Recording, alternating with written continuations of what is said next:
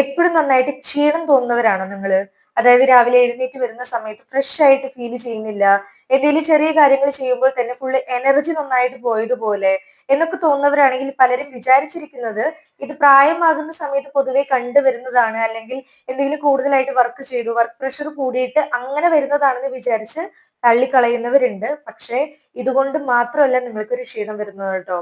പൊതുവെ ഒരു 30 കഴിഞ്ഞിട്ടുള്ള ഒട്ടുമിക്ക സ്ത്രീകൾ മാത്രമല്ല പുരുഷന്മാരും ചെയ്തു വരുന്ന കുറച്ച് തെറ്റുകൾ അവരുടെ ഡെയിലി റുട്ടീനിലാണെങ്കിലും പല കാര്യങ്ങളിലും ഇത്തരം ചെറിയ ചെറിയ തെറ്റുകൾ ചെയ്യുന്നതുകൊണ്ടാണ് നിങ്ങൾക്ക് ഈ ഒരു ക്ഷീണം കൂടുതലായിട്ട് തോന്നുന്നത്.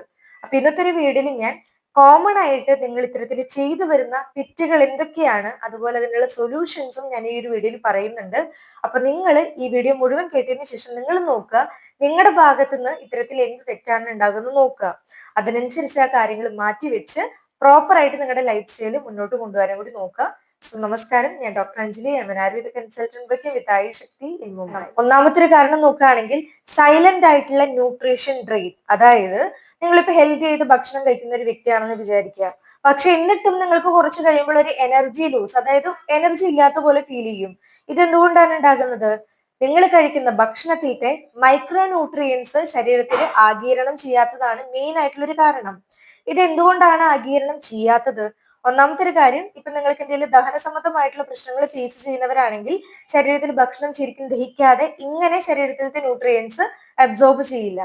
രണ്ടാമത്തെ ഒരു വലിയൊരു തെറ്റ് പല ആളുകളും ഇപ്പോഴും ചെയ്തുകൊണ്ടിരിക്കുന്ന ഒരു കാര്യമാണ് ഭക്ഷണം കഴിച്ച അപ്പൊ തന്നെ ചായ അല്ലെങ്കിൽ കോഫി പോലെയുള്ള കാര്യങ്ങൾ കഴിക്കുക. ഇതെന്ന് പറഞ്ഞു കഴിഞ്ഞാൽ മലയാളികളുടെ അല്ലെങ്കിൽ പല ആളുകളുടെ ഒരു ശീലമായിട്ട് നമുക്ക് കണക്കാക്കാൻ പറ്റും കേട്ടോ. ഇത്തരത്തിൽ നിങ്ങൾ ചായ അല്ലെങ്കിൽ കോഫി അപ്പൊ തന്നെ കഴിക്കുന്നതിലൂടെ എന്താ ഉണ്ടാകുക?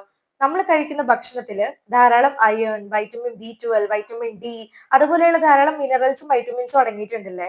അപ്പൊ ചായ അല്ലെങ്കിൽ കോഫി കുടിക്കുന്നതിലൂടെ ഇത്തരത്തില് ഭക്ഷണത്തിൽ അടങ്ങിയിട്ടുള്ള അയേണിന്റെ അബ്സോർപ്ഷൻ നടക്കില്ല, അതൊരു ബ്ലോക്കിങ് ചെയ്യാണ് ചെയ്യുക. അപ്പൊ ഇത്തരത്തിൽ അബ്സോർബ് ചെയ്യില്ലെങ്കിൽ ശരീരത്തിന് ആവശ്യമായിട്ടുള്ള ന്യൂട്രീഷൻസ് ലഭിക്കൂല. ഈ ഒരു തെറ്റ് നിങ്ങൾ നിത്യമായിട്ട് ചെയ്യുകയാണെങ്കിൽ ഇത്തരത്തിൽ നിങ്ങൾ കഴിക്കുന്ന ഹെൽത്തി ആയിട്ടുള്ള ഭക്ഷണത്തിൽ നിന്നും പ്രത്യേകിച്ച് യാതൊരു ന്യൂട്രീഷൻസും ശരീരത്തിൽ ലഭിക്കില്ല. ഈ ഒരു തെറ്റ് നിങ്ങൾ ചെയ്യുന്നവരാണെങ്കിൽ തീർച്ചയായിട്ടും നിങ്ങൾ ഒഴിവാക്കാനായിട്ട് ശ്രദ്ധിക്കുക. രണ്ടാമത്തെ ഒരു കാര്യമാണ് റോങ് ടൈപ്പ് ഓഫ് റെസ്റ്റ്. അതായത് രാത്രി എല്ലാവരും ഉറങ്ങും, പക്ഷെ എന്താണ്, റെസ്റ്റ് ലഭിക്കില്ല. ഇതിന് മെയിൻ ആയിട്ടുള്ള ഒരു കാരണം ബ്രെയിൻ എപ്പോഴും കണ്ടിന്യൂസ്ലി വർക്ക് ചെയ്തുകൊണ്ടിരിക്കുന്നതുകൊണ്ടാണ്. എല്ലാവരും 7 മണിക്കൂർ ഉറങ്ങണം, നല്ലൊരു ഡീപ് സ്ലീപ്പ് വേണം എന്നൊക്കെ പറയുമെങ്കിലും എല്ലാവരും 7 മണിക്കൂർ ഉറങ്ങും, പക്ഷെ അത് എത്രത്തോളം ഡീപ്പ് ആയിരുന്നു, എത്രത്തോളം ക്വാളിറ്റി ആയിരുന്നു എന്നുകൂടി വളരെ ഇമ്പോർട്ടന്റ് ആയിട്ടുള്ള ഒരു കാര്യം കൂടിയാണ്. ഇത്തരത്തില് നിങ്ങൾ രാത്രി കിടക്കുന്ന സമയത്ത് ഉറക്കത്തിൽ എന്തെങ്കിലും ഡിസ്റ്റർബൻസ് ഒക്കെ ഫീൽ ചെയ്യുന്നവരാണെങ്കിൽ രാത്രി കിടക്കുന്നതിന് മുന്നേ ആയിട്ട് കാലിന്റെ പാദങ്ങളിലൊക്കെ കുറച്ചൊരു ഓയിൽ കൊണ്ട് മസാജ് ചെയ്ത് ഫീറ്റ് മസാജ് പോലെയുള്ള കാര്യങ്ങൾ ചെയ്യാനായിട്ട് ശ്രദ്ധിക്കുക. ഇതിലൂടെ മൈൻഡ് ജസ്റ്റ് ഒന്ന് കാം ചെയ്യാനായിട്ട് വളരെ നല്ലൊരു കാര്യമാണ്. ഇതിനെ പറ്റിയിട്ട് ഞാൻ സെപ്പറേറ്റ് ആയിട്ട് ഒരു വീഡിയോ ഇട്ടിട്ടുണ്ട്, നിങ്ങൾക്ക് വേണമെങ്കിൽ അത് ചെക്ക് ചെയ്യാം. അതിൽ കുറച്ചും കൂടി ഡീപ്പായിട്ട് ഇതിന്റെ ഗുണങ്ങളും എങ്ങനെയാണ് ചെയ്യേണ്ടത് എന്നുള്ള എല്ലാ കാര്യങ്ങളും ഞാൻ വിശദമായിട്ട് പറയുന്നുണ്ട്. ഇനി നിങ്ങൾക്ക് ഉറക്കത്തിനെ സംബന്ധിച്ച് എന്തെങ്കിലും വീഡിയോ സെപ്പറേറ്റ് ആയിട്ട് വേണം എന്നുള്ളവരാണെങ്കിൽ തീർച്ചയായിട്ടും കമന്റ് രൂപേണ എന്നെ അറിയിക്കാനായിട്ട് കൂടി ശ്രദ്ധിക്കുക. കാരണം കുറെ ആൾക്കാർക്ക് ഉറക്കത്തിൽ ധാരാളം ഡിസ്റ്റർബൻസ് ഫീൽ ചെയ്യുന്നവരുണ്ട്. വേണമെന്നുള്ളവർ കമന്റ് ചെയ്യാനും കൂടി ശ്രദ്ധിക്കണം കേട്ടോ. ഇനി മറ്റൊരു കാര്യം, ഉറങ്ങുന്നതിന് മുന്നേ ആയിട്ട് 1 മണിക്കൂർ മുന്നെങ്കിലും ഫോൺ മാറ്റി വെക്കാനും കൂടി നിങ്ങൾ നോക്കണം. ഏകദേശം ഒരു 11 മണിക്കെങ്കിലും അറ്റ്ലീസ്റ്റ് നിങ്ങൾ കിടക്കാനായിട്ട് നോക്കുക.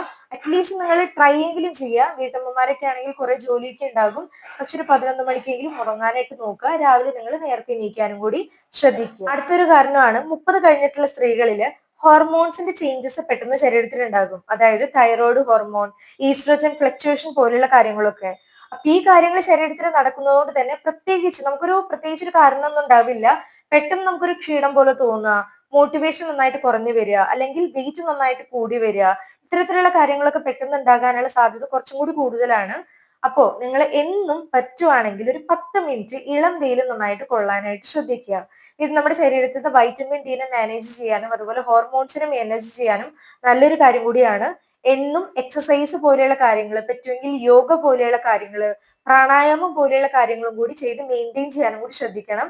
കാരണം നമ്മുടെ ബോഡീനെ മെയിൻറ്റെയിൻ ചെയ്ത് വെക്കേണ്ടത് വളരെ ഇമ്പോർട്ടന്റ് ആയിട്ടുള്ള ഒരു കാര്യമാണ്. പല സ്ത്രീകളും ഇഗ്നോർ ചെയ്യുന്നതും ഇത്തരത്തിലുള്ള കാര്യങ്ങൾ കൊണ്ടൊക്കെ തന്നെയാണ്. ഒരു അരമണിക്കൂർ അല്ലെങ്കിൽ 20 മിനിറ്റിന് വേണ്ടി ടൈം സ്പെൻഡ് ചെയ്യാനും കൂടി ശ്രദ്ധിക്കുക. ചെറിയ കാര്യങ്ങളാണ്, പക്ഷെ പവർഫുൾ ആയിട്ടുള്ള റിസൾട്ടും കൂടിയാണ്. അടുത്തൊരു വലിയൊരു മിസ്റ്റേക്ക് ആണ് എല്ലാവരും ചിന്തിച്ചു വെച്ചിരിക്കുന്നത്, ലൈറ്റ് ആയിട്ടുള്ള ഒരു ഫുഡ് അതാണ് ഹെൽത്തിന് നല്ലതെന്ന് വിചാരിച്ച് ലൈറ്റ് ഫുഡ് കഴിക്കുന്നവരുണ്ട്. പക്ഷേ നിങ്ങൾക്ക് അവിടെ തെറ്റി.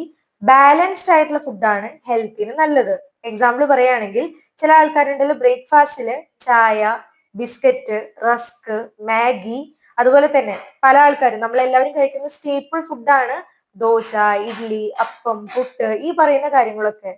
നിങ്ങൾ തന്നെ ചിന്തിക്കുക, ഇതിൽ പ്രോട്ടീൻ എവിടെയാണ് പോകുന്നത്? ഇതിൽ പ്രോട്ടീൻ എന്ന് പറയുന്ന കാര്യങ്ങളില്ല, കൂടുതൽ കാർബ്സ് ആണ് അടങ്ങിയിരിക്കുന്നത്. നമ്മുടെ ശരീരത്തിന് കൂടുതലും എനർജി നൽകുന്നത്, സസ്റ്റെയിൻഡ് ആയിട്ടുള്ള എനർജി നൽകുന്നത് പ്രോട്ടീൻ എന്ന് പറയുന്ന ഒരു കാര്യമാണ്. അപ്പൊ നിങ്ങൾ രാവിലെ തന്നെ ഇത്തരത്തിൽ കാർബ്സ് കൂടുതൽ കഴിക്കുന്നതിലൂടെ ഷുഗർ നന്നായിട്ട് സ്പൈക്ക് ആവുകയും കുറച്ചു നേരം കഴിയുമ്പോൾ നമുക്കൊരു നന്നായിട്ടൊരു ക്ഷീണം നന്നായിട്ട് തോന്നുകയും ചെയ്യും. അതുകൊണ്ട് തന്നെ പല ആളുകളും കണ്ടിട്ടും കേട്ടിട്ടും ഉണ്ടാകും, ബ്രേക്ക്ഫാസ്റ്റ് കഴിച്ചതിന് ശേഷം അവർക്ക് നല്ലൊരു ക്ഷീണമാണ് ഉണ്ടാകുക. കാരണം അവരുടെ ഭക്ഷണത്തിൽ യാതൊരുവിധ പ്രോട്ടീനും അടങ്ങിയിട്ടില്ല. നിങ്ങൾ ചെയ്യേണ്ടത്, എന്നും നിങ്ങൾ രാവിലെ ബ്രേക്ക്ഫാസ്റ്റ് കഴിക്കുന്നതിന് കൂടിയായിട്ട് പ്രോട്ടീൻ സോഴ്സ് ഉൾപ്പെടുത്താനും കൂടി നിങ്ങൾ ശ്രദ്ധിക്കുക. ഇപ്പൊ പുട്ട് കഴിക്കുന്നവരാണെങ്കിൽ കടല, ഞാൻ ഒട്ടുമിക്ക വീഡിയോസിലും ഇത് പറയാറുണ്ട്, ഇപ്പോഴും ഞാൻ റിപ്പീറ്റ് ചെയ്യാണ് ചെയ്യുന്നത്. പ്രോട്ടീൻ അത്രയ്ക്കും ഇമ്പോർട്ടന്റ് ആണ്. മറ്റൊരു നല്ലൊരു സോഴ്സ് നോക്കുകയാണെങ്കിൽ മുട്ട. എന്നും രാവിലെ നിങ്ങൾ ഒരു മുട്ട അല്ലെങ്കിൽ രണ്ട് മുട്ട പുഴുങ്ങിയത് നിങ്ങൾ ഉൾപ്പെടുത്താനായിട്ട് നിങ്ങൾ ശ്രദ്ധിക്കുക. അതുപോലെ നട്ട്സ് പോലെയുള്ള കാര്യങ്ങൾ, ബദാം, വാൾനട്ട്, ഇത്തരത്തിലുള്ള കാര്യങ്ങളൊക്കെ രാത്രി കുതിർത്ത് വെച്ചിട്ട് രാവിലെ അത് ബ്രേക്ക്ഫാസ്റ്റ് ആയിട്ട് അതും കഴിക്കാം നിങ്ങൾക്ക്. ഇത്തരത്തിലുള്ള നല്ല സോഴ്സ് ഓഫ് പ്രോട്ടീനും അത്തരത്തിലുള്ള ഫാറ്റും, നല്ല ഫാറ്റും നിങ്ങൾ ഭക്ഷണത്തിൽ ഉൾപ്പെടുത്താനായിട്ട് ശ്രദ്ധിക്കുക. ഇത് നിങ്ങൾക്കൊരു ബാലൻസ്ഡ് ആയിട്ടുള്ള ബ്രേക്ക്ഫാസ്റ്റ് നിങ്ങൾക്ക് തീർച്ചയായിട്ടും നൽകും, നല്ലൊരു എനർജി നിങ്ങൾക്ക് നൽകുന്നതാണ്. ഇനി അവസാനത്തെ നമ്മുടെ മോസ്റ്റ് ഇമ്പോർട്ടന്റ് ആയിട്ടുള്ള ഒരു കാര്യമാണ്, ഒട്ടുമിക്ക ആൾക്കാരും ഫേസ് ചെയ്യുന്നതും ഇത് തന്നെയാണ്.